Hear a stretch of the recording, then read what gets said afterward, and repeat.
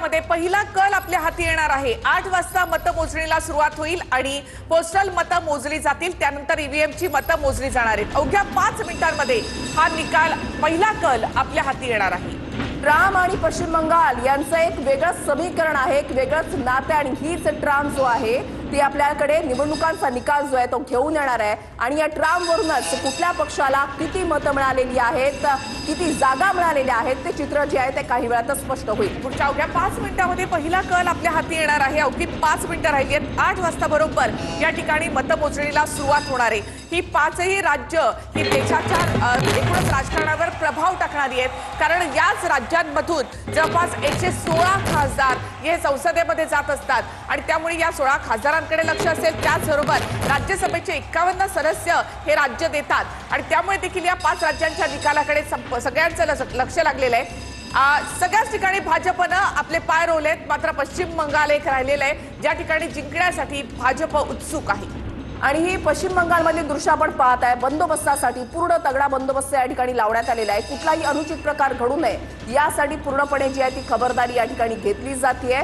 2 टप्प्यामध्ये पश्चिम बंगालमध्ये मतदान झालेल्या या दोन्ही टप्प्यांमध्ये काही मतदारसंघांच्या ठिकाणी गोंधळाचं वातावरण पाहायला मिळालेलं होतं आणि आज ज्यावेळेला मतमोजणी होतीये त्यावेळेला कुठलाही अनुचित प्रकार घडू नये यासाठी तगडा बंदोबस्त। जवळपास 2.5 लाख टास्क फोर्स त्या ठिकाणी तैनात करण्यात आलेली आहे।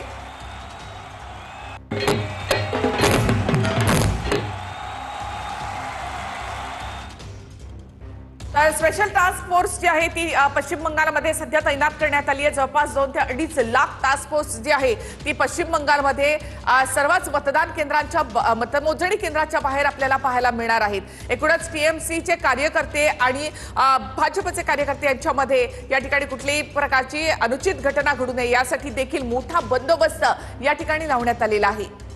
टीएमसीच्या कार्यकर्त्यांनी मतमोजणी केंद्रांवर लक्ष ठेवावं असं ममता बॅनर्जी यांच्याकडून सूचना देण्यात आलेल्या आहेत। थोड्या मतांचा फरक असेल तर फेर मतमोजणी केली जाणार आहे। मध्यरात्री ट्विट करत ममता बॅनर्जींनी टीएमसी कार्यकर्त्यांना आदेश दिलेले आहेत। ममता बॅनर्जी यांचं हे ट्विट धाकधूक दाखवतंय का? कारण पुढच्या काही मिनिटांमध्ये हा कल आपल्या हाती येणार आहे। अशा वेळेला ममता बॅनर्जी यांना पहिल्यांदाच अशी काही धाकधूक वाटते का? त्यांच्या ट्विटमधून हे समोर येते।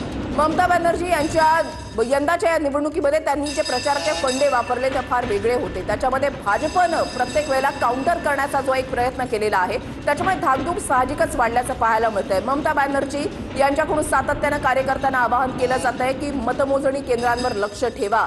ज्या पद्धतीनं 3 दिवसांपूर्वी जो गोंधळ झालेला होता भवानीपूर मतदारसंघामध्ये तर त्यावेळेला सुद्धा ममता बॅनर्जी स्वतः त्या ठिकाणी मतदान केंद्रावर जे आहे मतमोजणीसाठी आता अवघी 2 मिनिटं उरलेली आहेत। 8 वाजायला अवघी 2 मिनिटं उरली आहेत आणि त्यानंतर पहिला कल आपल्या हाती येणार आहे। उत्सुकता अक्षरशः शिगेला पोहोचलेली आहे। संपूर्ण देशाचं लक्ष पश्चिम बंगालमधल्या या लढतीकडे लागलेलं आहे। इतरही 4 राज्य आहेत, मात्र तिथे भाजप आपली सत्ता राखेल असा अंदाज त्या ठिकाणी व्यक्त करण्यात आलेला होता आणि भाजपला तो विश्वास देखील आहे। मात्र पश्चिम बंगाल सगळ्यात मोठं राज्य आहे आणि अशा वेळेला 293 जागांवर झालेली ही निवडणूक याकडे संपूर्ण देशाचं लक्ष।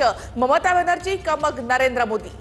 5 राज्यांमधल्या विधानसभा निवडणुकांचे निकाल आज हाती येत आहेत। सर्वात मोठं राज्य आहे ते म्हणजे पश्चिम बंगाल। जवळपास 7.5 कोटी मतदार त्या ठिकाणी, मात्र एसआरच्या माध्यमातून 91 लाख मतदारांची नावं जी आहे ती वगळण्यात आली। 6.5 कोटी लोकांनी जनतेनं आपला कौल जो आहे तो मतपेटीमध्ये बंद केलेला आहे आणि हा कौल जो आहे तो कुणाच्या बाजूने असणार हे चित्र अवघ्या काही तासातच स्पष्ट होईल।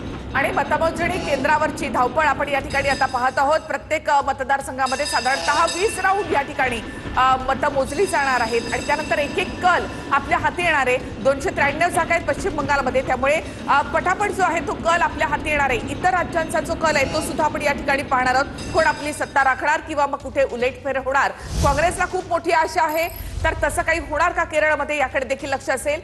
तर मतमोजणीच्या आधी दिल्ली भाजप कार्यालयामध्ये जल्लोषाची तयारी केली जाते। महत्त्वाची बातमी आपण या ठिकाणी पाहत आहे। 8 वाजता मतमोजणीला सुरुवात होईल, पहिला कल हाती येईल, मात्र त्याआधीच दिल्लीमध्ये भाजप कार्यालयामध्ये जल्लोषाची तयारी केली जाते।